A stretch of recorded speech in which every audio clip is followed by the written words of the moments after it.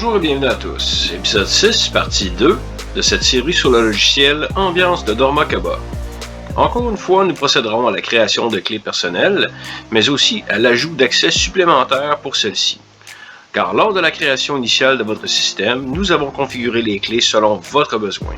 Celui-ci a peut-être changé, ou pour une autre raison, un employé en particulier aura peut-être besoin d'accès supplémentaires. Pour des raisons de sécurité bien sûr, cette fonction est réservée aux administrateurs du système. Sélectionnez encore une fois Clé du personnel. Et pour cet exemple, nous choisirons Maître. Ensuite, comme identifiant, nous allons sélectionner Commis. Il est important de prendre en considération les identifiants configurés dans ce système sont seulement conçus pour ce système. Dépendamment de votre établissement, les noms des identifiants seront sûrement différents. Alors, commis. Ensuite, on laisse les autres fonctions par défaut. Et vu qu'on n'a jamais fait de clé commis, nouvelle clé est sélectionnée par défaut par le système. Ensuite, on procède à continuer vers les points d'accès supplémentaires dans le bas à gauche.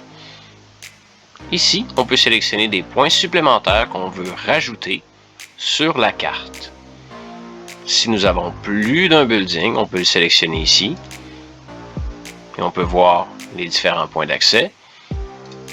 On retourne au building initial. Sélectionnons un point d'accès, deux points d'accès et un troisième. Alors la carte maître commis aura accès à ces points d'accès qui sont prédéfinis, plus les trois qu'on a rajoutés ici. Ensuite, on sélectionne continuer vers le porteur de clé. En fait, continuer vers le porteur de clé est l'étape la plus importante, c'est-à-dire l'assignation de la clé, peu importe l'identifiant que vous faites, à un de vos membres du personnel. Si pour une raison quelconque, vous n'avez pas créé ce membre du personnel-là au préalable, vous pouvez aussi cliquer ici, nouveau membre du personnel, et en fait, créer un nouveau membre de personnel à partir de l'interface de création de clé.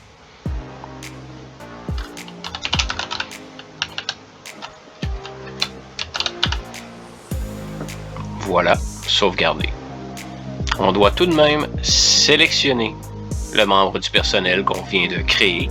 Je conseille toujours de vérifier le sommaire avant de cliquer sur Créer les clés. Tout est beau. La clé est assignée à son porteur de clé. Dans ce cas-ci, Créer les clés.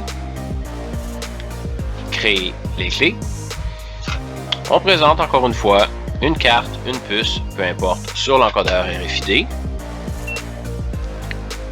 Clé créée avec succès. Terminé. Ceci conclut la partie 2 de l'épisode 6 du logiciel Ambiance Dorma Kaba. J'espère que ceci vous a plu. Alors sur ce, bonne journée à tous. Merci. Au revoir.